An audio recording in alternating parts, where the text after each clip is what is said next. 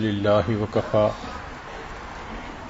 وسلام على عباده الذين اصطفى أما بعد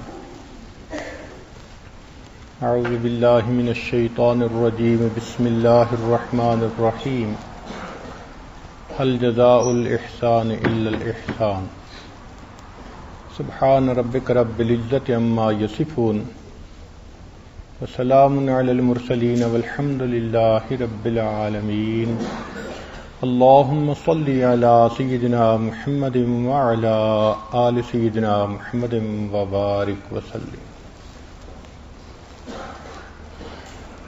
احسان قرآن مجید میں استعمال شدہ ایک لفظ ہے، حدیث مبارکہ میں بھی اس کا تذکرہ ہے. ایک معنی تو اس کا ہے عبادت کی وہ کیفیت کہ جس میں انسان اللہ کو اپنے سامنے پائے. جبریل علیہ السلام نے پوچھا مل احسان، تو نبی علیہ السلام نے اس کی تفصیل بتائی، ان تعبد اللہ کأنک تراہ فإن لم تکن تراہ فإنہ یراک. اور احسان کا دوسرا معنی کفوی رحمۃ اللہ علیہ فرماتے ہیں الاحسان ہوا فعل الانسان ما ينفع غیرہ، انسان کا وہ عمل جس سے کہ دوسرے کو فائدہ ملے، دوسرے کی بھلائی ہو، اچھائی ہو، اس کو بھی احسان کہتے ہیں.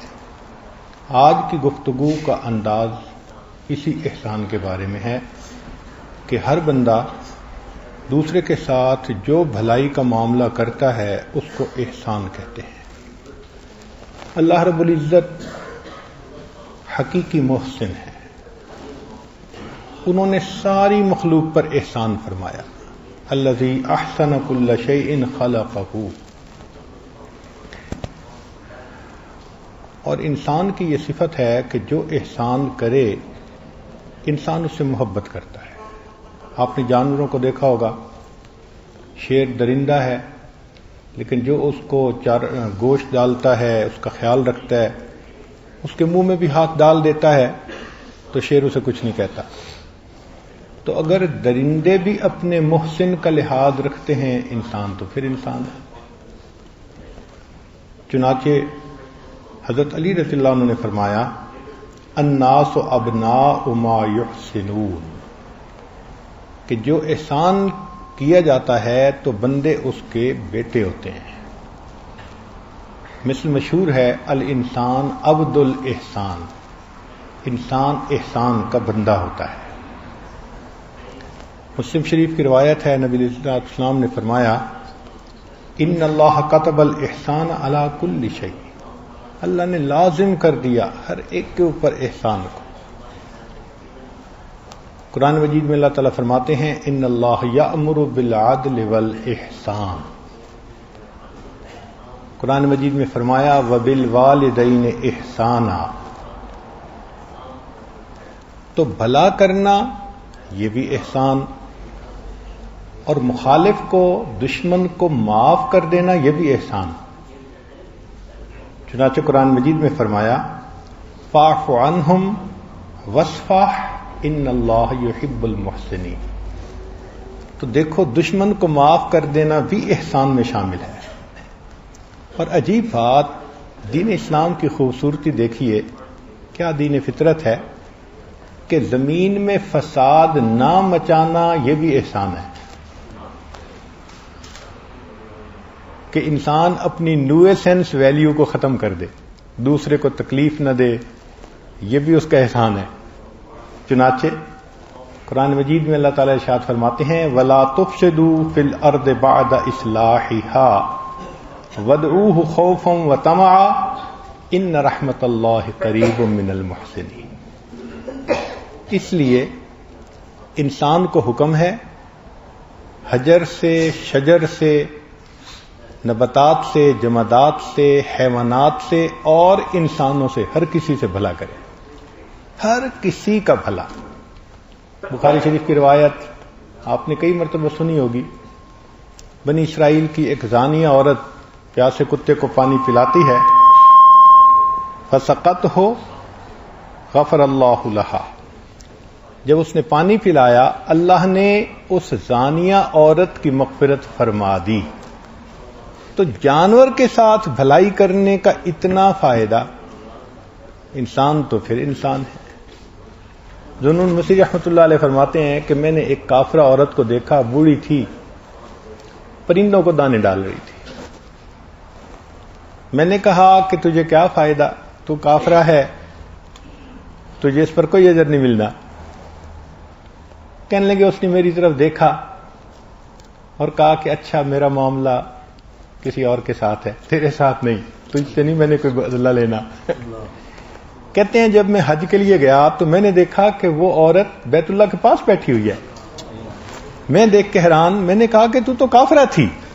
اس نے کہا تمہیں پتہ نہیں، میں نے چند دانے دے کر اللہ سے اس کی نعمت کو حاصل کر لیا.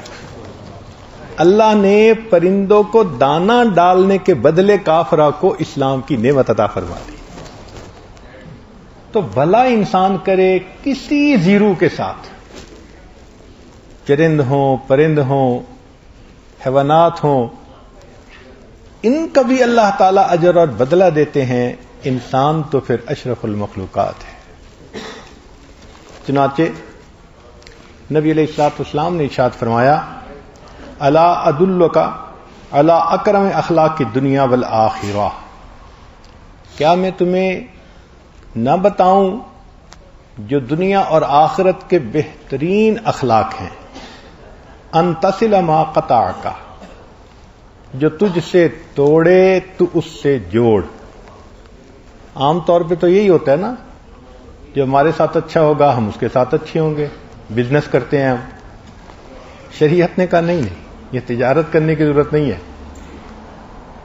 جو اچھا رکھے اس کے ساتھ اچھا رکھنا یہ کون سی بڑی بات ہے. فرمایا کہ نہیں، جو توڑے تم اس کے ساتھ جوڑو. جفا کے بدلے وفا، یہ ہے احسان. پھر فرمایا وتعطی من حرمک، جو تجھے محروم کرے تو اس کو عطا کرے. وذاک هو الاحسان، نبی علیہ السلام نے فرمایا یہ احسان ہے.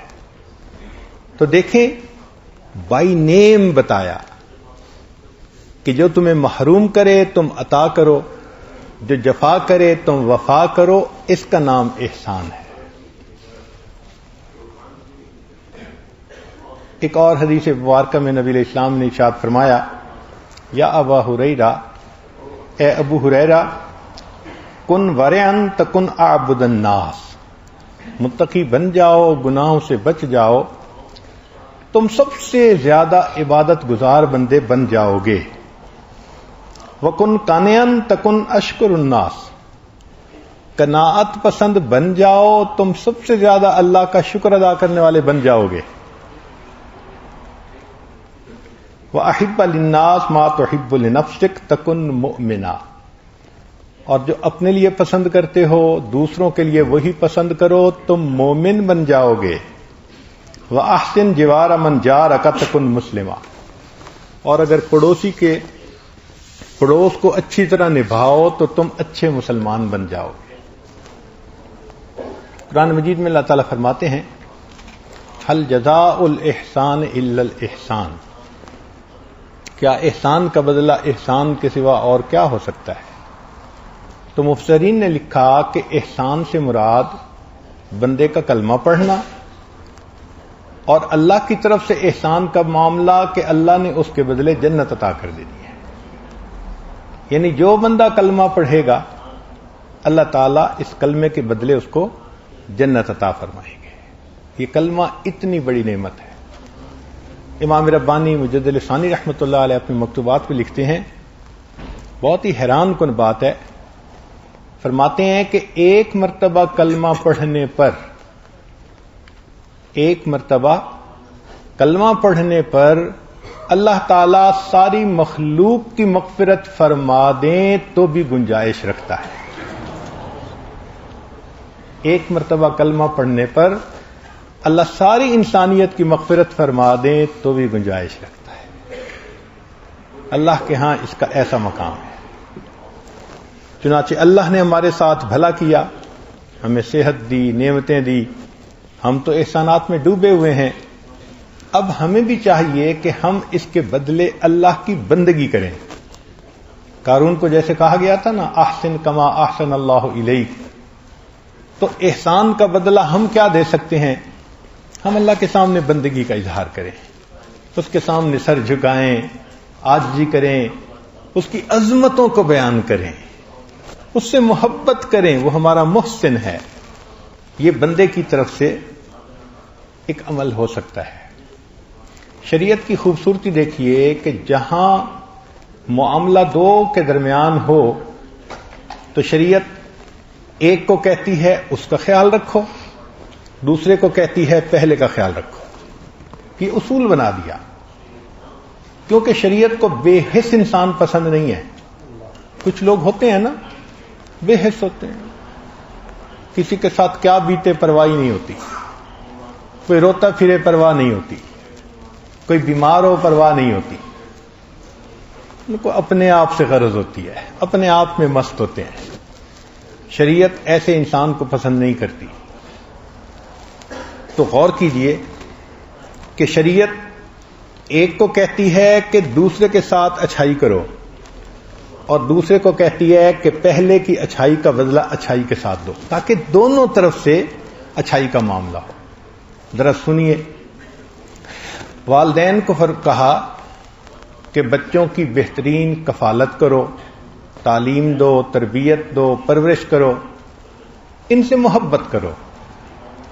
والد کو کہا کہ بیٹے کی مہک جنت کی خوشبو ہوتی ہے. یعنی جو باپ بیٹے کو بوسہ دیتا ہے تو بوسہ دیتے جو جسم کی مہک ہوتی ہے، تو فرمایا کہ ریح الجنہ، یہ جنت کی خوشبو ہوتی ہے. تو ماں باپ کو اتنا محبت پر آمادہ کیا، یہ ماں باپ کا کام. تو دوسری طرف یہ نہیں کہ اولاد کو کھلا چھوڑ دیا، فرمایا نہیں، اب ماں باپ نے تمہارے اوپر احسان کیا، اب تمہاری باپ کی رضا میں تمہارے اللہ کی رضا موجود ہے. باپ راضی، اللہ راضی. ماں کے قدموں میں تمہارے لیے جنت ہے.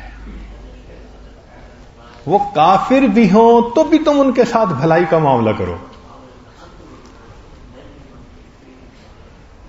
وصاحبہما فی الدنیا معروفا. تو اندازہ کیجئے کہ ایک کو کہا تم اس کے ساتھ بھلا کرو، اور دوسرے کو کہا کہ تم پہلے کے ساتھ بھلا کرو، تاکہ معاشرے میں بھلائی ہی بھلائی پھیل جائے. دوسری مثال، جس کو اللہ نے خوب مال دیا، اللہ نے اس کو کہا کہ تم زکوٰۃ بھی دو، صدقات بھی دو، ہدیہ بھی دو. زکوٰۃ غریبوں کے لیے ہوگی، صدقات دوستوں کے لیے جو نافلہ ہوتے ہیں، اور اسی میں ہدیہ بھی ہے. یہ تم اپنے بڑوں کو، مشائخ کو، علماء کو ہدیہ بھی دو. تو یہ مختلف طریقے ہیں انفاق فی سبیل اللہ کے، اللہ کے راستے میں خرچ کرنے کے. تو امیر کو کہا کہ تم مال خرچ کر کے غریب کا خیال رکھو، لیکن دوسروں کو کہا اگر کوئی تمہیں ہدیہ دے تو تم اس کا اچھے انداز سے بدلہ دو. فقیر کو کہا کہ تمہیں زکوٰۃ ملے تو پھر تم دعا کرو جو تمہیں زکوٰۃ دیتا ہے. نبی علیہ السلام کو اللہ تعالی ارشاد فرماتے ہیں کہ ان سے آپ زکوٰۃ وصول کیجئے. خذ من اموالہم صدقۃ تطہرہم وتزکیہم بہا وصلی علیہم. اور ان کے لیے آپ دعا کیجئے، ان صلاتک سکن لہم. آپ کی دعا سے ان کے دلوں کو سکون ملے گا. تو دیکھیں، ایک کو بھی کہا تمہارا یہ فرض ہے، دوسرے کو کہا تمہارا یہ فرض ہے. فیکٹری کا مالک ہے، اس کو کہا کہ دیکھو مزدور اگر مزدوری کرے تو پسینہ خشک ہونے سے پہلے تم اس کی اجرت دے دو، اس کا خیال رکھو. رمضان کا مہینہ آئے تو تم اپنے ورکرز پر آسانی کر دو، ڈیوٹی کے اوقات گھٹا دو. حدیث پاک میں اس کا اشارہ ہے. اور مزدور کو کیا کہا؟ یہ نہیں کہا کہ صرف اسی نے کچھ کرنا ہے، تم کام کرو یا نہ کرو. فرمایا نہیں، تم نے پسینہ بہانا ہے، اب ہمیں پسینہ بہاتے ہوئے اجرت تو یاد ہوتی ہے، یہ نہیں پتا کہ پہلے پسینہ بھی کہا تھا۔ کون ہے جو آج اپنی نوکری کے اندر پسینہ بہائے؟ نظر آتا ہے کوئی؟ اتنا ریلیکسڈ ہوتے ہیں، پرواہ نہیں ہوتی، اس لیے کہ نقصان ہونا ہے تو دوسرے کا، ہمارا کیا جانا ہے۔ تو شریعت نے مزدور کو پہلے کہا پسینہ بہاؤ، محنت کرو، وفاداری کرو، اس کے پیسے کو اپنا پیسہ سمجھو، اس کا دکھ درد دل میں محسوس کرو۔ یہ نہیں ہے کہ کہیں نوکری کرو تو اسی کے مال میں خیانت شروع کر دو۔ تو شریعت نے مالک کو کہا کہ مزدوری جلدی دو، مزدور کو کہا کہ تم پسینہ بہاؤ، پھر مزدوری کے حقدار بن سکو گے۔ خاوند کو کہا کہ تم اپنی بیوی کا خیال رکھو، اسے محبت دو، پیار دو، اس کی کفالت کرو، اچھا پہناؤ، اچھا کھلاؤ۔ مزدور اور پھر بیوی کو کیا کہا کہ تم اپنے خاوند کی خدمت کرو، اس کے بچوں کی اچھی تربیت کرو، اور اگر وہ دور ہو تو اس کے مال اور اس کی عزت و آبرو کی حفاظت کرو۔ تو ایک کو بھی کہا، دوسرے کو بھی کہا۔ اسی طرح شریعت نے کہا کہ ایک مسلمان بھائی اگر کسی کو ہدیہ دے تو دوسرا مسلمان اس ہدیے کا بدلہ دے۔ کیسے؟ اگر تو اس سے بہتر دے سکتا ہے تو بہتر دے، نہیں دے سکتا تو برابر کا دے۔ اتنی بھی استطاعت نہیں تو فرمایا دعا تو دے سکتے ہو نا، تم اس کے بدلے دعا ہی دے دو، جزاک اللہ ہی کہہ دو۔ اب دو لفظ بولنے میں کیا رکاوٹ ہے؟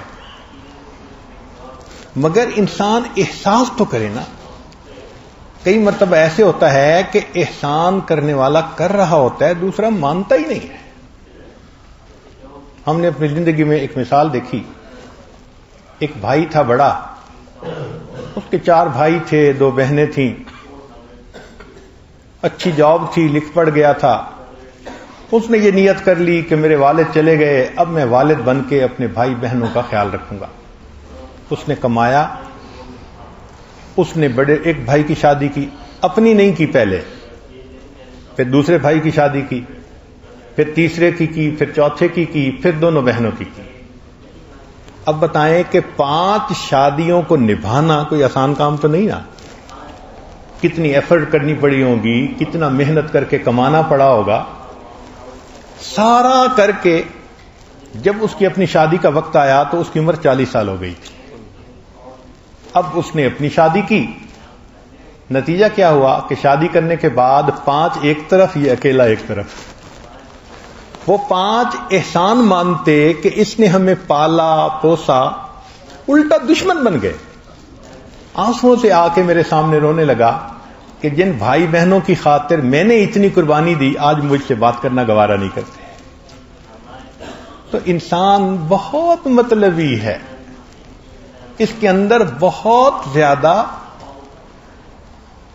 حرص ہے، اپنا مطلب ہوتا ہے تو چاہتا ہے کہ مجھے ملے، اور جب دینے کی باری آتی ہے تو پھر ایک طرف ہو جاتا ہے۔ ایک اور صاحب سعودی عرب میں نوکری کرتے تھے، انہوں نے وہاں 35 سال دھوپ میں محنت کی، دن رات محنت کی، کمایا، اور پیچھے بھائیوں کو بھیجا۔ بھائیوں نے پیچھے فیکٹریاں لگا لی۔ جب یہ وہاں سے ریٹائر ہو کے واپس آیا اور بھائیوں سے کہا کہ بھئی میں نے اتنے پیسے بھیجے، اب مجھے بتاؤ کہ میرا کیا؟ انہوں نے کہا یہ تو ہمارا کام ہے، تمہارا کہاں سے آیا؟ وہ بیچارہ اپنی آخری عمر میں خشک روٹی کھاتا تھا، ساری جائیداد پہ بھائی قابض۔ تو پریکٹیکل لائف میں اس کی مثالیں نظر آتی ہیں کہ ہم حد سے زیادہ ناانصاف بن جاتے ہیں، ظلم کرتے ہیں۔ اس لیے شریعت نے کہا حل جزاء الاحسان الا الاحسان۔ یوں نہیں ہے کہ تم دوسرے سے تو توقع کرو کہ تمہارے ساتھ اچھائی کرے اور خود اچھائی کے تم ذمہ دار نہ بنو، ایسے نہیں ہو سکتا۔ چنانچہ ہدیہ دینے کے بارے میں چند احادیث سن لیجئے۔ نبی اسلام نے ارشاد فرمایا تحادو فَإِنَّ الْحَدِيَّةَ تُذْهِبُ السَّخِيمَ، ہدیہ دو، ہدیہ دینے سے انسان کے دل کا بغض کم ہو جاتا ہے، کینہ کم ہو جاتا ہے. یعنی دوسرے کے دل میں اگر کوئی میل ہو نا تو ہدیہ دینے سے وہ میل ختم ہو جاتی ہے، محبت آ جاتی ہے.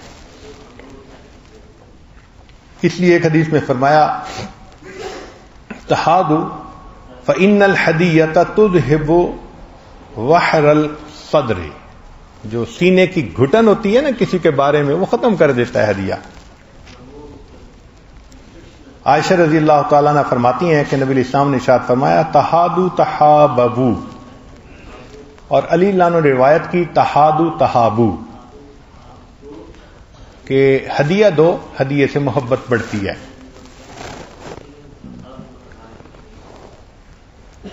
ام حکیم خزائیہ فرماتی ہیں کہ میں نے نبی علیہ السلام کو یہ فرماتے ہوئے سنا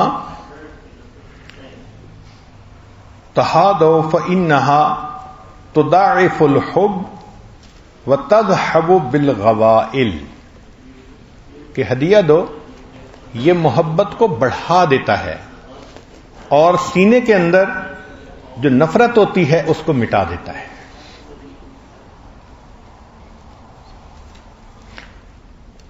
انس اللہ عنہ روایت کرتے ہیں کہ نبی علیہ السلام نے ارشاد فرمایا تحادوا فإن الحدیۃ قلت او کثرت، ہدیہ تھوڑا ہو یا زیادہ ہو اس کا معاملہ نہیں ہے.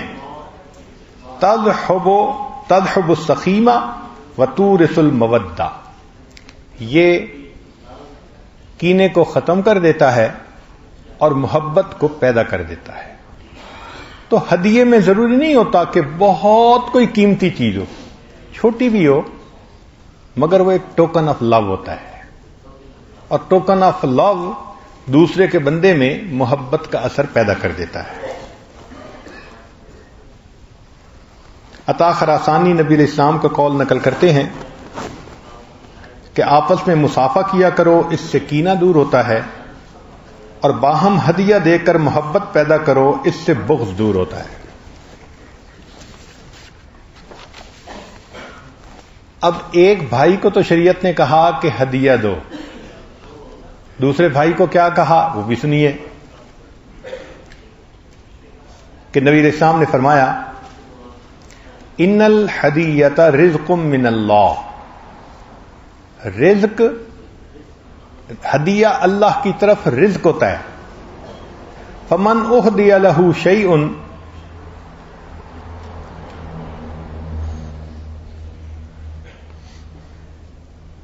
جس بندے کو ہدیہ دیا جائے اس کو چاہیے کہ وہ اس کو قبول کرے، وَيُعْطِ خَيْرًا مِّنْهُ، اور اس سے بہتر اس کو واپس لوٹائے. فقہا نے لکھا ہے کہ سب سے حلال پاکیزہ رزق کون سا ہوتا ہے؟ مال غنیمت، جو اللہ تعالیٰ اللہ کے راستے میں نکلنے والے کو عطا کرتے ہیں، وہ سب سے زیادہ حلال ہوتا ہے.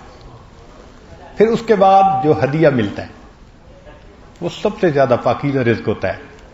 اس کے بعد جو بندہ خود کماتا ہے اس کا تیسرا نمبر آتا ہے. تو اس لیے یہ ہدیہ اللہ کی طرف سے رزق ہوتا ہے. اللہ نے پہنچانا ہوتا ہے، کسی کے دل میں ڈال دیتا ہے. بھئی دکانوں پہ گاہک کون بھیجتا ہے؟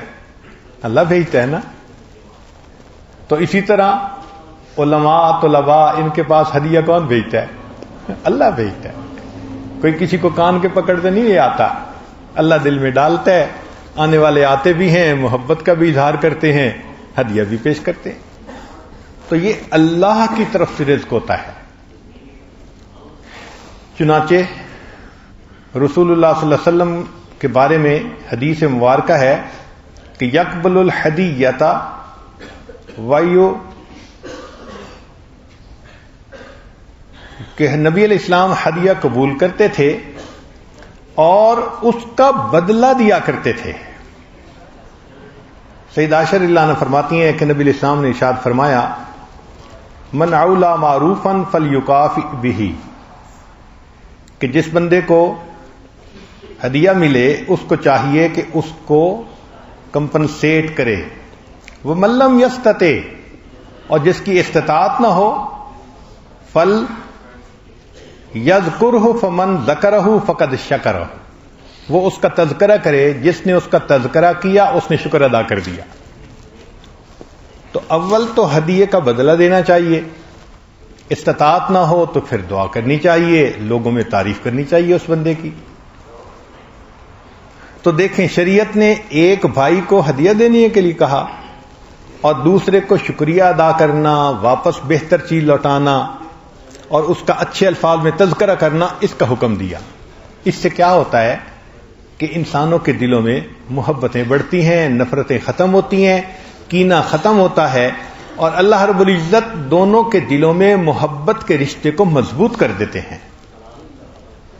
یہاں ایک مسئلہ کہ ابن عباس رضی اللہ عنہ فرماتے ہیں کہ نبی اسلام نے فرمایا، اگر کسی کو ایسے حال میں ہدیہ ملے کہ لوگ پاس موجود ہیں تو الہدایا مشترک، تو ہدیے مشترک ہوتے ہیں، یعنی سب کے ہوتے ہیں۔ تو علماء نے اس کی آگے تفصیل بیان کی کہ مقصود کیا تھا نبی علیہ السلام کا۔ تو بعض فقہا نے کہا کہ بھئی وہ تو سب میں بانٹنے چاہیے، فقہا نے کہا کہ نہیں، نبی علیہ السلام نے جس موقع پر یہ بات کی تھی تو اس وقت پھل آئے تھے، لہذا کوئی مجلس میں بیٹھا ہو، کوئی کھجوریں پیش کرے تو سب میں تقسیم کر دو، یہ پھلوں تک محدود ہے۔ فقیہ ابو جعفر نے ابو قاسم احمد بن احمد سے نقل کیا کہ اگر ظاہر مانی لیں تو سب لوگ اہل صفہ جیسے ہوں یا خانقاہ کے سالکین جیسے، تو پھر ان سب میں تقسیم ہونا چاہیے۔ اور اگر فقیہ کی مجلس ہے تو ایک استاد ہے، باقی شاگرد ہیں، اب فقیہ کا اپنا حق ہے، وہ شریک کر لے تو یہ اس کا دوسروں کے اوپر احسان ہے، اس کے اخلاق کریمانہ ہیں۔ ہمارے اسلاف کیسے ہدیے کا بدلہ دیتے تھے؟ کان شریح اذا اہدیت لہ ہدیۃ لم یرد الطبق الا وعلیہ شیء، کہ شریح جو تھے ان کو اگر کوئی پلیٹ میں کوئی چیز بھیجتا تھا تو وہ پلیٹ کو خالی نہیں بھیجتے تھے، پلیٹ کو صاف کر کے اس میں کوئی اور اچھی بہتر چیز ڈال کے اپنی طرف سے واپس لوٹایا کرتے تھے۔ یہ ہے احسان کا بدلہ۔ ابو علی البیرونی کہتے ہیں کہ اہدیت الی ابراہیم بن ادم ہدیۃً، ابراہیم بن ادم کو ہدیہ دیا گیا، فلم یکن عندہ شیء یکافی، ان کے پاس کوئی چیز نہیں تھی کہ وہ اس کے بدلے دے سکتے، فنازع فروۃً فجعلہ فی الطبق، ان کے پاس ایک لباس تھا کھال کا بنا ہوا، انہوں نے وہ دے کے اس کو واپس بھیج دیا۔ چنانچہ ہمارے حضرت رحمۃ اللہ علیہ فرماتے تھے کہ اگر پڑھنے کے لیے کسی سے کتاب لو تو اب بہتر یہ ہے کہ اس کی اگر جلد اچھی نہیں تو جلد بنا کے واپس کرو، اور اگر جلد بنی ہوئی ہے تو اس پر کاغذ چڑھا کے واپس کرو۔ آج تو یہ ہے نا کہ کتاب لینی یاد ہوتی ہے، واپس کرنی یاد نہیں ہوتی۔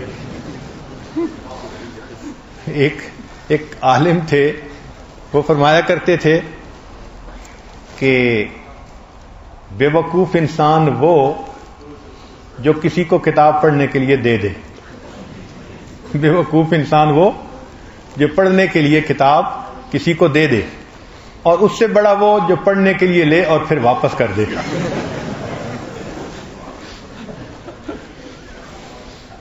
یہ آج کل کا احسان ہے۔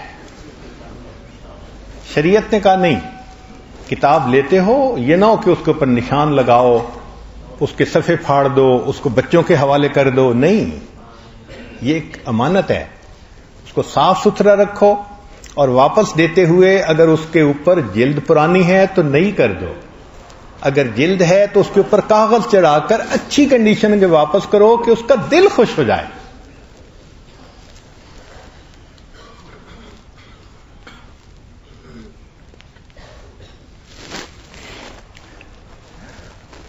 چنانچہ سعید بن عاص رحمت اللہ علیہ ایک دن مسجد میں جا رہے تھے، ایک بندہ ان کے پیچھے پیچھے چل پڑا۔ جب وہ گھر کے قریب پہنچے تو اس سے پوچھا بھی کیا مسئلہ؟ اس نے کہا جی میں نے آپ کو اکیلا جاتے دیکھا، میں نے سوچا کہ شاید آپ کو راستے میں کوئی ضرورت پڑ جائے، ساتھ کوئی خادم ہے نہیں تو میں ساتھ چل پڑا۔ انہوں نے اپنے نوکر کو بلایا اور کہا کہ تمہارے پاس اس وقت کتنے پیسے ہیں؟ اس نے کہا 30,000 30,000۔ فرمایا کہ یہ سارے کے سارے اس بندے کو ہدیے میں دے دو۔ اتنا سا اس نے کیا، لحاظ کے ساتھ چل پڑا۔ اللہ اکبر کبیرہ۔ چنانچہ خرج ابو عیینہ ذات یوم فتابعہ مروان بن الحکم بکوز ماء۔ ابن عیینہ نکلے وضو کے لیے تو ایک بندہ لوٹا لے کے پیچھے بھر کے ساتھ ساتھ چل پڑا۔ فلما فرغ من وضوئہ، جب ابن عیینہ نے وضو کر لیا تو التفت، اس وقت انہوں نے اس بندے کی طرف التفات کیا، پوچھا بھئی کون؟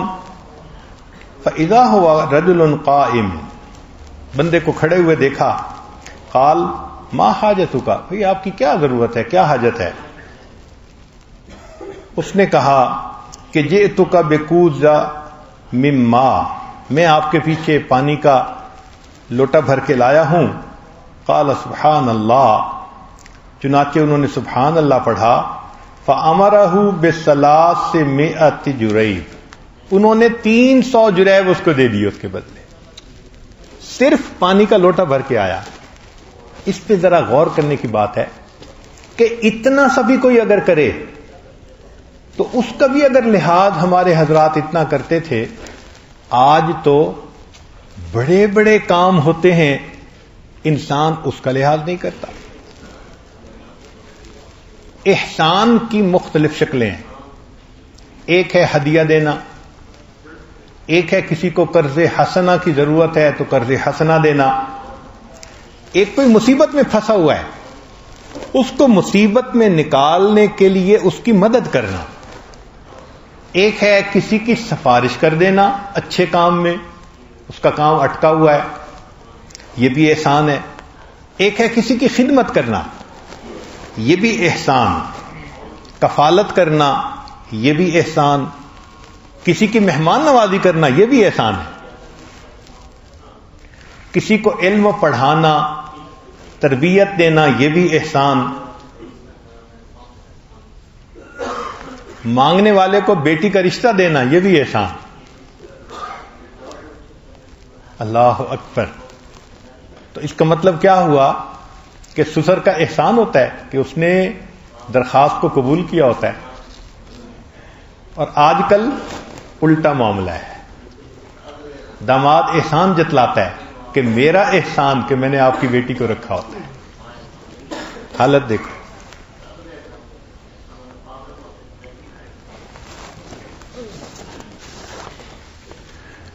نبی علیہ الصلوۃ والسلام نے ارشاد فرمایا کہ اللہ کا سب سے شکر گزار بندہ وہ ہے، اللہ کا سب سے زیادہ شکر گزار بندہ وہ ہے جو بندوں کا شکریہ زیادہ ادا کرتا ہے۔ من لم یشکر الناس لم یشکر اللہ، جو انسانوں کا شکر ادا نہیں کرتا وہ اللہ کا بھی شکر ادا نہیں کرتا۔ کیوں؟ جو تھوڑا شکر ادا نہیں کر سکتا وہ زیادہ شکر کیسے ادا کر سکے گا بھائی؟ تو اس لیے ہمیں بھی چاہیے کہ ہم اس پر عمل کریں۔ آج کل جزاک اللہ کہنے کی عادت بہت کم ہے، اور عجیب بات ہے ماں بھی نہیں سکھاتی۔ بیرون ملک میں ایک مرتبہ کوئی 25-30 بچے تھے، پڑھنے کے لیے آئے تھے کہیں، ان میں 5-10 مسلمان تھے، باقی نہیں تھے، اسکول تھا۔ تو میرے پاس کچھ سویٹس تھیں تو میں نے ان کو بلایا کہ بھئی میں آپ سب کو ایک ایک دیتا ہوں۔ اللہ کی شان مجھے اتنی شرمندگی ہوئی کہ جتنے غیر مسلم بچے تھے سب کو میں نے سویٹس دی، سب نے thank you thank you thank you thank you کہا، اور جب 10 مسلمان بچوں کو دی ایک بھی ان میں سے ایسا نہیں تھا جو جزاک اللہ کہتا۔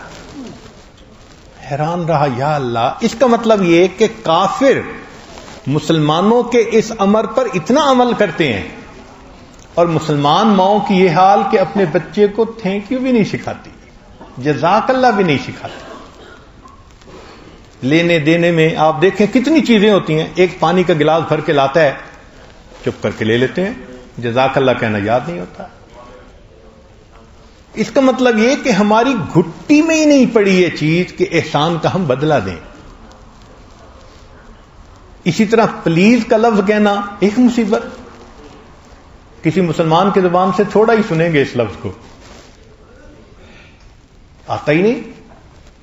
تو ہمارے اندر تربیت کی کمی کی وجہ سے یہ اچھی عادات نہیں، ان اچھی عادات کو کافروں نے اپنا لیا ہے، ہمیں اپنانے کی ضرورت ہے۔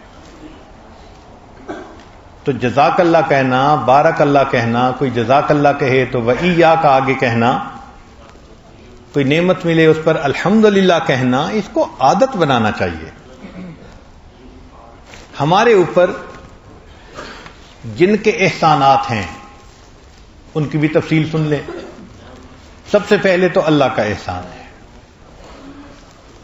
اس نے ہمیں انسان بنایا، مسلمان بنایا، نبی علیہ السلام کی امت میں سے بنایا، اور ان گنت نعمتوں سے نوازا۔ ہم اللہ کے احسانات میں ڈوبے ہوئے ہیں، ہم مقروض ہیں اپنے رب کے کہ ہم اس کا شکریہ ادا کریں۔ تو اللہ کا جو یہ احسان ہے اس کا بدلہ کیا؟ بدلہ یہ کہ ہم اللہ کی توحید کے قائل ہوں، اپنا دل اللہ کے حوالے کریں، دل میں کسی غیر کے ساتھ جو غیر شرعی محبت کا تعلق ہے، نفسانی شیطانی، وہ نہ قائم ہونے دیں۔ جس نے اپنے دل کو اللہ کے لیے خالص کر لیا، اس نے گویا اس احسان کا بدلہ چکانے کی کوشش کر لی۔ ہم چکا تو نہیں سکتے، مگر چکانے والوں میں نام لکھوا لیا۔ تو دل اللہ کے حوالے کر دینا، ایک اللہ کو محبوب حقیقی بنا لینا، ان صلاتی و نسکی و محیای و مماتی للہ رب العالمین، ایسی زندگی کو اپنا لینا، یہ اس احسان کا بدلہ ہے۔ دوسرا احسان ہمارے اوپر اللہ کے پیارے حبیب حضرت محمد مصطفیٰ احمد مجتبی صلی اللہ علیہ وسلم کا ہے۔ انہوں نے امت کے لیے دعائیں کی، اللہ کی نعمت پہنچائی، اور زندگی گزارنے کی رہنمائی دے کر ہم پر احسان کیا، ورنہ تو جانوروں جیسی زندگی گزار رہے ہوتے۔ ہمیں تو ماں اور بیٹی میں فرق بتانے والا کوئی نہ ہوتا۔ ہمیں آج اگر کسی نے حیا سکھایا، رشتہ داریوں کی قربتیں سکھائیں، محبتیں سکھائیں، تو نبی علیہ السلام نے سکھائی ہیں۔ باہر کی دنیا میں دیکھو، میاں بیوی ہوتے ہیں، ایک دکان سے پلیٹ میں کھانا آتا ہے، آدھے کے پیسے بیوی دیتی ہے، آدھے کے پیسے خاوند دیتا ہے۔ ایئرپورٹ پہ یہ عادت بیٹھا ہوا تھا، تو ایک انگریز جوڑا آیا اور آ کے وہ بیٹھے، تو بیوی کہنے لگی، ہنی کین آئی بارو اے سگریٹ فرام یو؟ تو مجھے حیرت ہوئی۔ پھر میں نے سوچا کہ شاید یہ الگ الگ ہوں گے اور اکٹھے سفر کر رہے ہوں گے۔ تو خاوند نے مجھے ہیلو ہائی کیا، اب مجھے بھی بات کرنے کا موقع مل گیا۔ تو میں نے اس سے پوچھا کہ آپ لوگ یہ جو آخری سال کے آخر پہ چھٹیاں ہوتی ہیں یہ گزارنے جا رہے ہیں؟ اس نے کہا۔ تو بات کرتے ہوئے اس نے بتایا کہ ہم میاں بیوی ہیں اور ہماری شادی کو 22 سال گزر چکے ہیں۔ 22 سال شادی ہونے کے بعد بیوی اپنے خاوند سے سگریٹ ادھار مانگتی ہے۔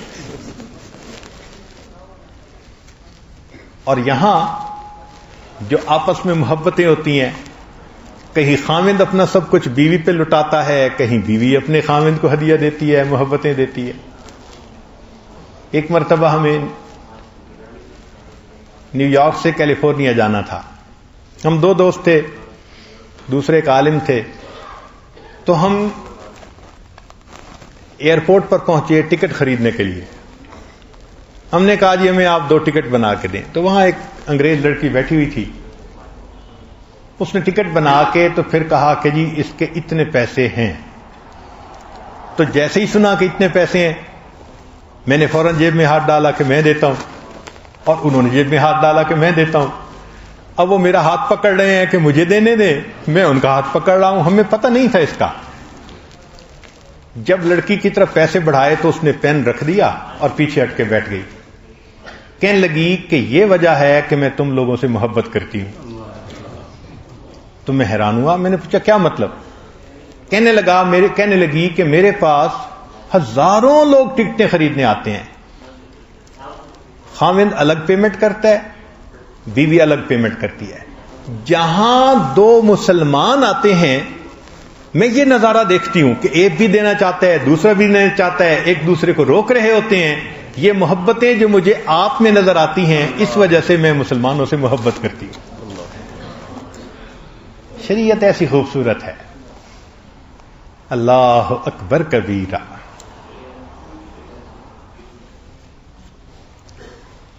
تو نبی علیہ الصلوۃ والسلام کے احسانات کا بدلہ یہ کہ ہم ان سے اتنی محبت کریں کہ جو باقی تمام مخلوق سے بڑھ کر ہو، حتیٰ کہ اپنے آپ سے بھی بڑھ کر ان سے محبت کریں۔ اور دوسری بات کہ ان کی سنت پر محبت سے عمل کریں، سر کے بالوں سے لے کے پاؤں کے ناخنوں تک اپنے آپ کو سنت سے مزین کریں۔ اور تیسری بات کہ نبی علیہ الصلوۃ والسلام کا جو غم تھا، اس غم کو ہم زندگی کا مقصد بنائیں، لوگوں تک دین کو پہنچانا، دین کے لیے جان مال وقت لگانا، اس کو ہم اپنی زندگی کا مقصد بنا لیں، یہ اس احسان کا بدلہ ہے۔ اور چوتھی بات کہ جن کو نسبت ہو نبی علیہ السلام سے، جو سادات ہوتے ہیں، ان کا اکرام کرنا، چونکہ نبی علیہ السلام نے فرمایا لا اسالکم علیہ، میں تم سے کوئی اس کے بدلے مال نہیں مانگتا، الا المودۃ فی القربى، میں یہ چاہتا ہوں کہ جو میرے اقارب ہیں تم ان سے محبت کرو۔ ہمارے حضرت رحمت اللہ علیہ کو پتہ چل جاتا کہ فلاں شخص سادات میں سے ہے، اتنا خیال فرماتے تھے، کئی مرتبہ اس کو اپنے پاؤں نہیں دبانے دیتے تھے، وہ پاؤں دبانے کے لیے بیٹھتا تھا، فرماتے تھے نہیں، تم سادات میں سے ہو، پاؤں مت دباؤ، تم میرے ہاتھ دبا لو، تم میرا سر دبا لو، میں تمہیں پاؤں نہیں دبانے دوں گا۔ تو سادات کا اتنا اکرام کیوں؟ نسبت کا اکرام ہے، نسبت کا اکرام ہے۔ اپنے بچوں کو سادات سے محبت سکھانی چاہیے کہ ان کا اکرام کریں، نسبت کی بڑی لاج ہے۔ تو یہ بھی نبی علیہ السلام کے احسانات کا بدلہ ہے۔ پھر اس کے بعد اکابر کا ہم پر احسان، مشائخ کا، نسبت کا نور ان کے ذریعے سے ہم تک پہنچا، علماء فقہاء کا، شریعت کو انہوں نے کتنے اچھے انداز سے کھیر بنا کے پیش کر دیا، محنتیں کر گئے، تو ہم ان کے بھی احسان میں ڈوبے ہوئے ہیں۔ ان کے لیے ہم کیا کر سکتے ہیں؟ ان کا تذکرہ، ذکر خیر کریں، ایک بات۔ دوسری بات کہ ان کے لیے دعا کریں۔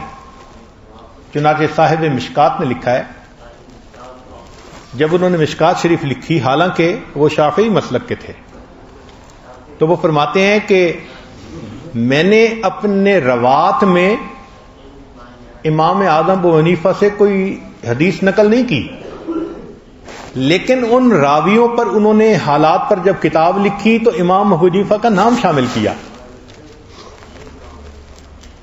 تو یہ حیرت کی بات ہے کہ ان سے کوئی حدیث روایت بھی نہیں کی، ان کا تذکرہ روات میں۔ تو وہ فرماتے ہیں کہ میں نے اگرچہ ان سے حدیث کوئی لی تو نہیں، لیکن میں نے حصول برکت کے لیے اپنی کتاب میں ان کا تذکرہ کیا ہے، حصول برکت۔ ان کو اللہ نے جو تقوی دیا، علم دیا، قبولیت دی، سبحان اللہ. اور فرماتے ہیں کہ ان کے لیے دعا کرنا امت کے اوپر لازم ہے. سبحان اللہ. تو ائمہ اربع کے لیے دعا کرنا، مشائخ کے لیے دعا کرنا، صحابہ کے لیے، تابعین، اپنے جتنے سلف صالحین گزرے سب کے لیے دعا کرنا، اور بالخصوص جو اپنی لڑی کے مشائخ ہیں وہ اور اقرب تعلق ہے. ان کا ہم احسان کا بدلہ کیسے دے سکتے ہیں؟ ایک تو دعا کریں، دوسرا تلاوت کریں، ان کو ثواب پہنچائیں. بعض ایسے بھی دوست ہیں کہ ہمارے اگر 40 حضرات ہیں اس لڑی میں تو 40 مرتبہ قرآن پڑھ کے انہوں نے ہر ایک کو ہدیہ بھیجا. بعض ایسے بھی ہیں جو ان کی طرف سے عمرہ کرتے ہیں، نام بنام ہر ایک کی طرف سے. بعض کو اللہ نے توفیق دی وہ ان کی طرف سے حج کرتے ہیں. تو یہ بھی اس احسان کا بدلہ ہے اور اس کا ایک طریقہ ہے. چنانچہ امام اعظم ابو حنیفہ رحمۃ اللہ علیہ اپنے استاد حماد کے لیے دعا کرتے تھے اور فرماتے تھے کہ جس سے تم نے علم حاصل کیا یا کوئی فائدہ اٹھایا اس کے لیے دعا کرتے رہو. پھر امام ابو یوسف رحمۃ اللہ علیہ امام ابو حنیفہ کے لیے دعا کرتے تھے. امام احمد بن حنبل رحمۃ اللہ علیہ امام شافعی کے لیے دعا کیا کرتے تھے. اور امام شافعی رحمۃ اللہ کا کتنا خوبصورت قول ہے، سبحان اللہ، سونے کی سیاہی سے لکھنے کے قابل ہے. فرماتے ہیں امام شافعی رحمۃ اللہ علیہ کہ شریف انسان وہ ہے جو ایک لمحے کی محبت کا بھی لحاظ رکھے. شریف انسان وہ ہے جو ایک لمحے کی محبت کا بھی لحاظ رکھے. اگر ایک لمحے کی محبت کا بھی لحاظ رکھنا ضروری ہے تو پھر ماں باپ، اولاد، بہن بھائی، میاں بیوی، اس میں تو ہمیشہ کی محبتیں ہوتی ہیں. کتنا لحاظ کرنا چاہیے، سوچنے کی بات ہے.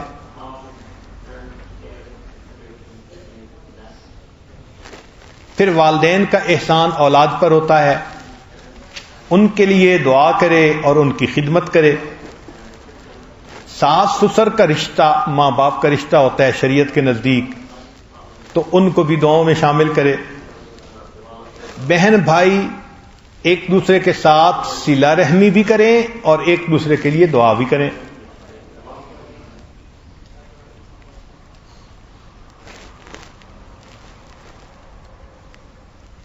غربا، مساکین، ان کی ضرورت کے لیے خرچ کرنا، انہیں کھانا کھلانا، پڑوسی کے ساتھ اچھا سلوک کرنا، یہ سب احسان کرنا اور احسان کا بدلہ دینا اس میں شامل ہے. عام طور پر ہم اس میں کوتاہی کرتے ہیں. ابتدا میں جب ہم پڑھتے تھے نا ویل للمطففین، ناپ تول میں کمی پیشی کرنے والوں کے لیے بربادی، تو ایسے ایک ذہن میں تصور تھا کہ یہ تو دکاندار کرتا ہے، جو ترازو پہ تولتا ہے وہ کم تولتا ہے تو یہ مطفف ہے، ناپ تول میں کمی بیشی کرنے والا ہے. پھر جب حضرت مرشد عالم رحمۃ اللہ علیہ کا واز سنا تو حضرت نے فرمایا کہ دکاندار مطفف نہیں ہوتا، ہر وہ بندہ جو لینے کو تو پسند کرے اور دینے کو دل نہ کرے وہ مطفف ہوتا ہے. چنانچہ میاں بیوی میں خاوند چاہتا ہے بیوی کسی سے تعلق نہ رکھے، پاک دامنی کی زندگی گزارے، خود اگر وہ عورتوں کے پیچھے بھاگتا ہے وہ مطفف ہوتا ہے اللہ کی نظر میں. بیوی چاہتی ہے خاوند خرچ کرے، میرا خیال رکھے، اور اگر خود بگڑ گئی تو وہ مطففہ ہے. بڑے بھائی سے فائدہ لینا چاہتے ہیں، اس کو ریٹرن نہیں کرتے، ہم مطفف ہیں. اب بتائیں کہ صرف دکانداروں کی بات نہیں ہے. آج ہم مجلس میں دیکھیں تو شاید ہی کوئی نکلے کہ جس کا نام مطففین میں شامل نہ ہوگا، شاید ہی کوئی نکلے. ہم حقوق میں کمی کوتاہی کرتے ہیں، کبھی استاد کا حق ادا نہ کیا، کبھی والدین کا نہ کیا، کبھی بیوی کا نہ کیا، کبھی بچوں کا نہ کیا، کبھی بھائی کا نہ کیا. یہ تو روزمرہ کے گناہ ہیں جو ہم کرتے رہتے ہیں اور اس کو گناہ بھی نہیں سمجھتے. اللہ تعالیٰ فرماتے ہیں ویل للمطففین الذین اذا اکتالوا علی الناس یستوفون واذا کالوہم او وزنوہم یخسرون. لینا ہوتا ہے تو پورا لینا چاہتے ہیں، حقوق دینے کا وقت آتا ہے تو کمی کرتے ہیں. تو اس میں صرف دکان کی تکڑی شامل نہیں ہے، حقوق کی ترازو شامل ہے. جو بھی کمی کوتاہی کرے گا وہ متفف کہلائے گا اللہ کے ہاں. تو ایسا نہ ہو کہ قیامت کے دن ہمارا نام بھی ان میں شامل کر لیا جائے. اس لیے آج کی اس محفل میں جو کوتاہیاں ہو چکی اللہ سے بھی معافی مانگیں، اور جن کے حقوق میں کوتاہی ہوئی ان سے بھی معافی مانگ لیں. آئندہ کے لیے ہم اس پر نظر رکھیں کہ ہم حقوق ادا کرتے ہیں یا نہیں کرتے. احسان کا بدلہ پہلے وقتوں میں کافر بھی دیتے تھے. چنانچہ صلح حدیبیہ میں سہیل آئے کافروں کی طرف سے نمائندہ بن کے قریش مکہ کی طرف سے نیگوشیٹ کرنے کے لیے. نبی علیہ الصلوۃ والسلام سے بات چیت ہوئی تو اب تحریر لکھنی تھی. تو جب تحریر لکھنی تھی تو نبی علیہ السلام نے لکھا من محمد الرسول اللہ. جب لکھوایا تو وہ اکڑ گیا، کہنے لگا میں آپ کو رسول اللہ مانتا تو مسئلہ ہی کیا تھا، میں تو نہیں مانتا، اس کو کاٹیں اور محمد بن عبداللہ لکھیں.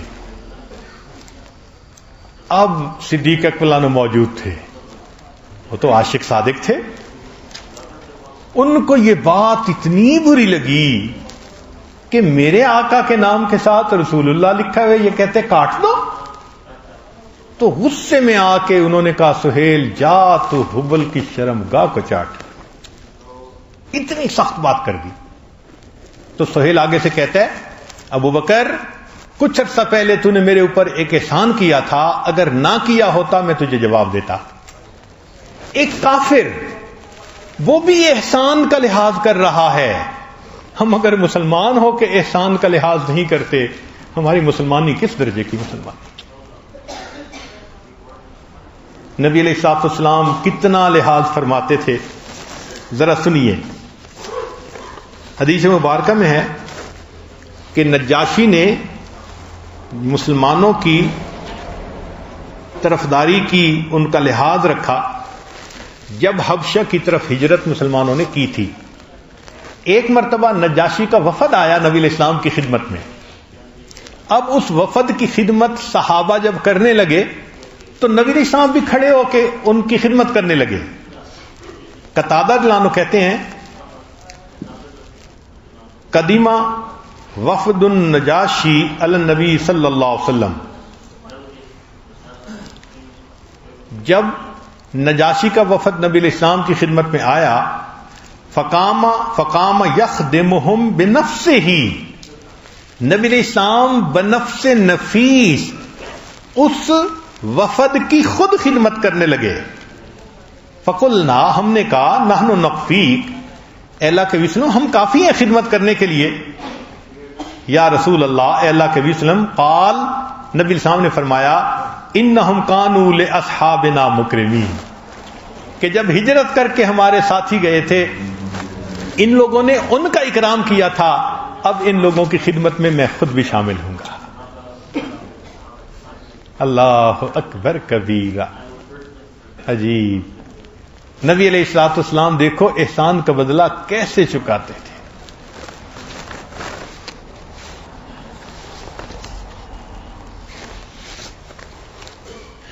جنگ بدر میں مشرکین کے 70 بندے تقریباً گرفتار ہوئے.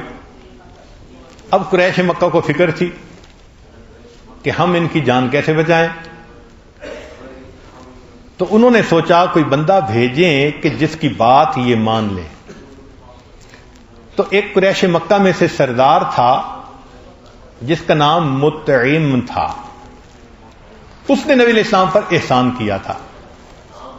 احسان کیا کہ جب طائف سے نبی علیہ السلام واپس مکہ مکرمہ آئے تھے تو کفار مکہ نے کہا تھا کہ آپ مکہ میں داخل نہیں ہو سکتے. تو نبی علیہ السلام مکہ مکرمہ سے باہر ٹھہر گئے تھے. ایک بندے کو آپ نے مطعم بن عدی کے پاس بھیجا تھا کہ تم مجھے اپنی پناہ میں لے لو، اور اس نے اپنی پناہ میں لے لیا تھا، اور نبی علیہ السلام پھر مکہ میں داخل ہوئے تھے. تو یہ احسان تھا ایک کافر کا نبی علیہ السلام کا. تو قریش مکہ نے کہا یہ احسان کو بڑا مانتے ہیں. اس وقت وہ مطعم بن عدی خود تو فوت ہو گیا تھا، اس کا بیٹا تھا، شاید جبیر بن مطعم اس کا نام تھا. اس کو بھیجا کہ آپ جائیے. وہ آیا اور نبی علیہ السلام کی خدمت میں آ کے اس نے کہا کہ جی میرے والد کا آپ پر ایک احسان ہے، آج میں آپ کے پاس ریکویسٹ لے کے آیا ہوں کہ ان کو قتل نہ کریں، ان کو چھوڑ دیں. نبی علیہ الصلوۃ والسلام نے جواب میں فرمایا لو کان مطعم حیا، آج اگر مطعم زندہ ہوتا، ثم کلمنی فی ہؤلاء النتنا، اور ان مرداروں کے بارے میں وہ مجھ سے آ کر بات کرتا، لترکتہم لہ، میں ان سب کو اس کی خاطر چھوڑ دیتا. یہ اللہ کے حبیب صلی اللہ علیہ وسلم احسان کا بدلہ دیتے ہیں. نبی علیہ الصلوۃ والسلام پر سیدہ خدیجہ الکبریٰ رضی اللہ عنہا نے احسان کیا. شادی کے بعد جو مال تھا نبی علیہ السلام کی خدمت میں ہدیہ پیش کر دیا. ایک دن پہلے مکہ کے سب سے غریب تھے نوجوان، اور اگلے دن مکہ کے سب سے امیر نوجوان. اپنا غلام بھی پیش کر دیا، مال بھی پیش کر دیا. نبی علیہ السلام نے اس بات کو یاد رکھا. کیا محبت فرمائی. خدیجہ کبریٰ کی وفات ہو گئی، ان کی زندگی میں کوئی دوسری شادی نہیں کی، حالانکہ وہ عمر میں 15 سال بڑی تھی اور 2 خاندوں سے پہلے الگ ہو چکی تھی. یہ تیسری شادی تھی ان کی. جب وہ وفات پا گئی تو اس کے بعد نبی علیہ الصلوۃ والسلام نے پھر مدینہ طیبہ آ کر دوسری شادی کی، پھر اور ازواج مطہرات آ گئیں. نبی علیہ السلام گھر تشریف لائے تو آپ کے کان میں کسی عورت کی آواز آئی، تو آپ نے پوچھا عائشہ یہ خدیجہ جیسی آواز کس کی ہے؟ تو عائشہ صدیقہ رضی اللہ عنہا نے عرض کیا کہ یہ خدیجہ کی بہن ہے، مجھے ملنے کے لیے آئی ہے. تو بہنوں کی آواز چونکہ ملتی جلتی ہوتی ہے، تو نبی علیہ السلام نے ملتی جلتی آواز سن کر خدیجہ الکبریٰ کو یاد کیا. تو عائشہ رضی اللہ عنہا بڑی حیران. پھر جب فارغ ہو گئیں تو انہوں نے آ کے کہا اے اللہ کے حبیب صلی اللہ علیہ وسلم، آپ کے پاس اتنی جوان خوبصورت بیویاں ہیں، آپ ابھی بھی اس بوڑھی عورت کو یاد کرتے ہیں؟ آپ کے پاس اتنی جوان اور خوبصورت بیویاں ہیں، ان کو تو فوت ہوئے بھی اتنا عرصہ گزر گیا، آپ ابھی تک ان کو یاد کرتے ہیں؟ جواب میں نبی علیہ السلام کی مبارک آنکھوں میں آنسو آ گئے. فرمایا عائشہ جب میں اکیلا تھا خدیجہ نے اس وقت میرا ساتھ دیا تھا، جب میں فقیر تھا اس نے مجھے ہدیہ دے کے غنی کیا تھا، جب لوگوں نے مجھے جھٹلایا تھا خدیجہ تھی جس نے سب سے پہلے مجھ پر ایمان لائی تھی عورتوں میں سے. کیسے بھول سکتا ہوں. اللہ اکبر. چنانچہ محبوب صلی اللہ علیہ وسلم قربانی کا جانور جب ذبح کرتے تھے تو فرماتے تھے کہ خدیجہ کی طرف سے اتنا حصہ نکال دیا جائے. یاد رکھتے تھے. نبی علیہ السلام بیوی کے احسان کو اس طرح یاد رکھ رہے ہیں. آج کے دور میں کیا صورتحال ہے کہنے کی ضرورت نہیں، خود اپنے دل میں جھانکنے کی ضرورت ہے.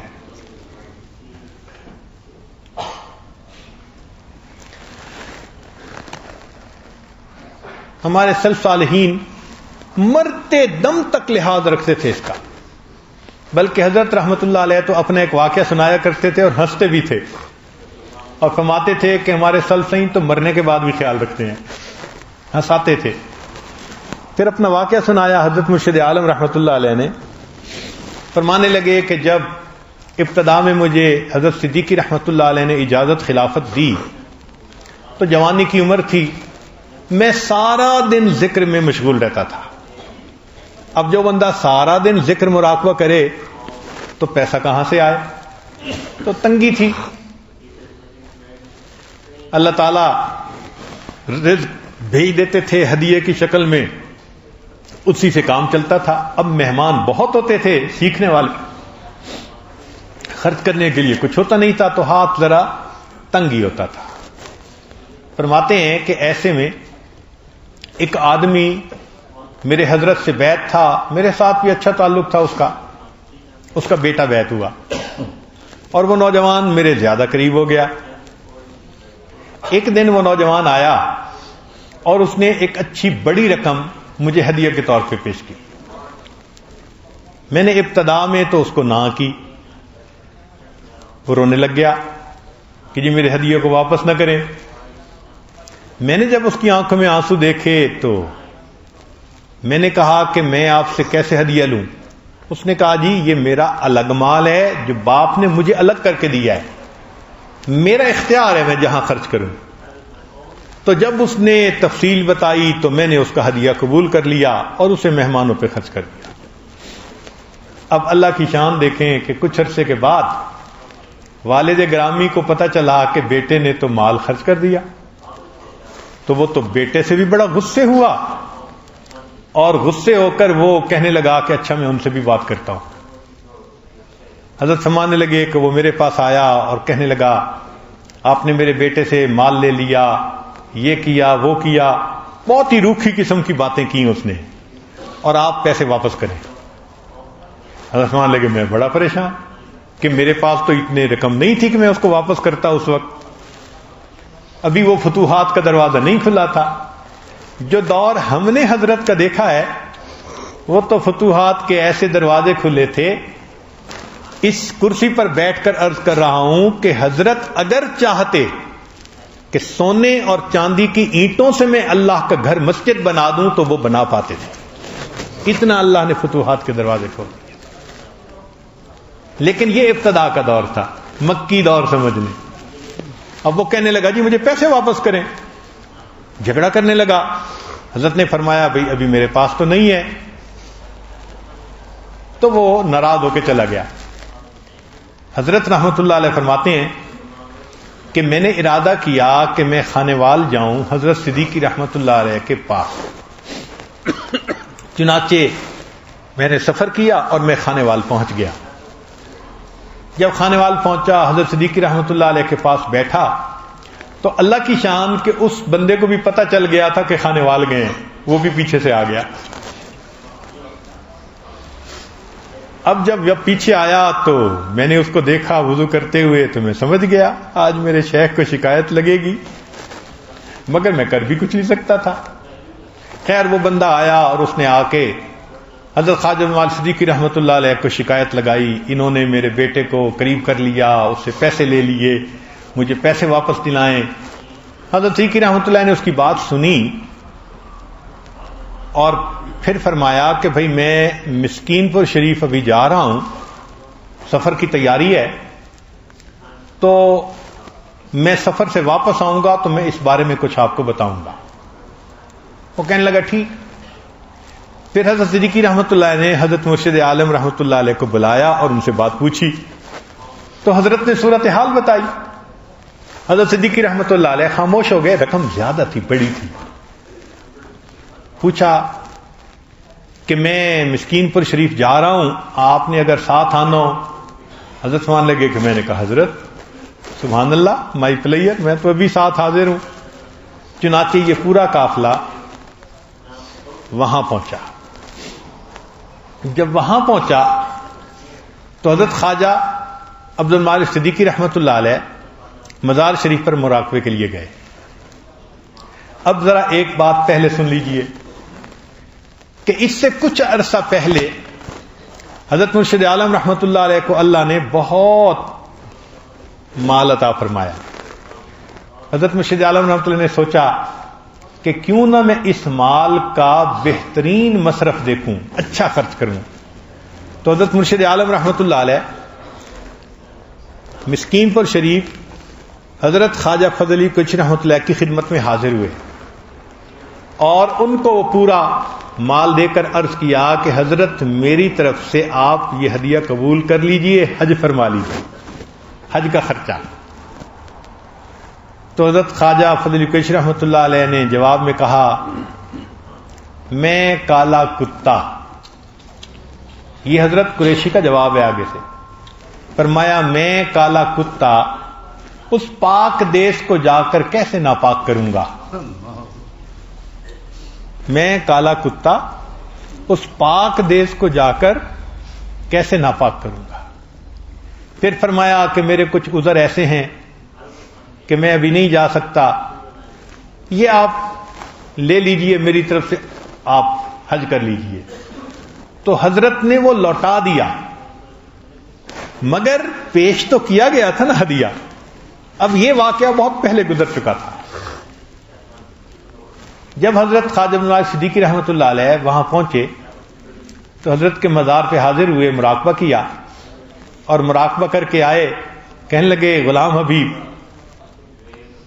جی، جب میں مراقبہ کر رہا تھا تو کش میں حضرت خواجہ فضل علی قریشی رحمۃ اللہ علیہ سے میری ملاقات ہوئی، اور خواجہ فضل علی قریشی رحمۃ اللہ علیہ نے فرمایا غلام حبیب کا میرے اوپر ایک احسان ہے، آج یہ مقروض ہے، یہ قرضہ میرا ہے، میں تمہارے سر ڈالتا ہوں، اس کو تم ادا کرو۔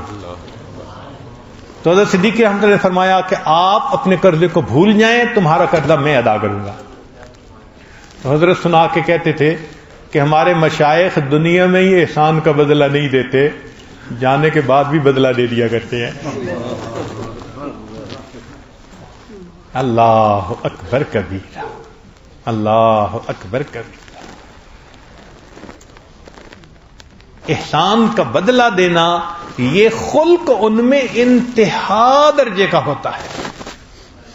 بدلہ چکاتے ہیں، رکھتے نہیں ہیں، چاہے دعاؤں کے ذریعے سے چکائیں یا چاہے ان کے اچھے تذکرے کر کے چکائیں۔ ہاں، ایک ایسا موقع ہے کہ جب احسان کرنے والے نے بھی ایسا احسان کیا کہ بہترین چکانے والا بھی وہ بدلہ نہ چکا سکا۔ ایک مثال ملتی ہے، اور وہ کون سی؟ سیدنا صدیق اکبر رضی اللہ تعالی۔ نبی علیہ السلام نے فرمایا میں نے سب کے احسانات کے بدلے چکا دیے، ابو بکر تیرے احسان کا بدلہ اللہ دے گا۔ سبحان اللہ، کائنات میں سب سے زیادہ جو بدلہ چکانے میں کامل تھے وہ بھی کہہ رہے ہیں ابو بکر میں نے سب کے احسانات کا بدلہ چکا دیا، تیرے احسان کا بدلہ اللہ دے گا۔ کیوں؟ انہوں نے مال خرچ کیا، انہوں نے بیٹی رشتے کے لیے پیش کر دی، خدمت کے لیے خود خدمت میں ساتھ رہے، بیوی کو خدمت پہ لگایا، غلام کو خدمت پہ لگایا، بیٹے کو لگایا، وفا کی انتہا کر دی۔ نبی علیہ السلام کو کہنا پڑا ابو بکر میں نے سب کے احسانات کا بدلہ چکا دیا، تیرے احسان کا بدلہ اللہ دے گا۔ چنانچہ ایک عالم تھے جن کی خطبات کی کتاب تھی، اس میں یہ واقعہ میں نے پڑھا۔ انہوں نے لکھا تھا کہ قیامت کے دن اللہ رب العزت کے سامنے جب ساری مخلوق کھڑی ہوگی تو سب انبیاء تھرا رہے ہوں گے، کانپ رہے ہوں گے، نفسی نفسی کا عالم ہوگا۔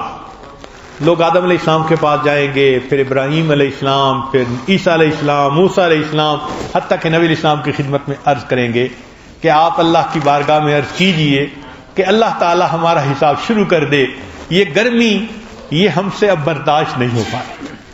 تو نبی علیہ السلام نے فرمایا اللہ تعالیٰ مجھے مقام محمود عطا کریں گے، میں مقام محمود پر جاؤں گا اور میں جا کے سجدے میں پڑ جاؤں گا اور میں اللہ کی وہ تعریف کروں گا جو نہ پہلے کسی نے کی نہ بعد میں کوئی کرے گا۔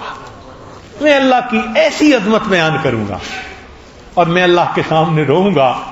جب میں تعریف بھی کروں گا اور آہذاری بھی کروں گا، اللہ تعالیٰ فرمائیں گے ارفع رأسک، اے میرے محبوب صلی اللہ علیہ وسلم سر اٹھا لیجئے، سل تو عطا، مانگیے آپ کو عطا کر دیا جائے گا۔ تو فرماتے ہیں کہ میں سر اٹھاؤں گا اور میں عرض کروں گا اللہ اپنی مخلوق کا حساب لیجئے۔ تو اللہ تعالیٰ فرمائیں گے اچھا حساب کے لیے پیش کرو۔ تو نبی علیہ السلام اس وقت ابو بکر کو کہیں گے ابو بکر اللہ کو اپنا حساب پیش کرو۔ ابو بکر صدیق لانو روئیں گے، پہلے کہیں گے اے اللہ کے حبیب صلی اللہ علیہ وسلم میری کافی عمر تھی جب میں اسلام لایا، آپ کسی ایسے کو پیش کریں جس کی ساری زندگی اسلام پر گزری۔ نبی علیہ السلام فرمائیں گے ابو بکر اللہ کو حساب دو۔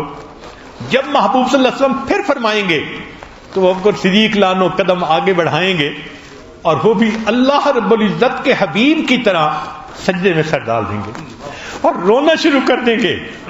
جب وہ روئیں گے اللہ فرمائیں گے اے میرے محبوب کے یار غار سر اٹھاؤ, تم نے تو میرے محبوب پہ وہ احسانات کیے کہ میرے محبوب نے کہا میں نے سب کے احسانات کا بدلہ دے دیا, ابو بکر تیرے احسان کا بدلہ اللہ دے گا, جاؤ آج میں تمہیں بنا حساب جنت میں داخل کرتا ہوں.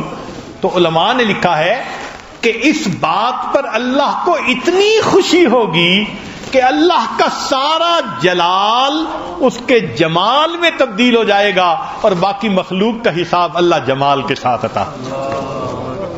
اللہ اکبر کبیر, اللہ اللہ رب العزت ہمیں بھی احسان کا بدلہ چکانے والوں میں شامل فرمائے اور یہ خلق اللہ ہمارے اندر پیدا فرمائے. وآخر دعوانا ان الحمد للہ رب العالمین.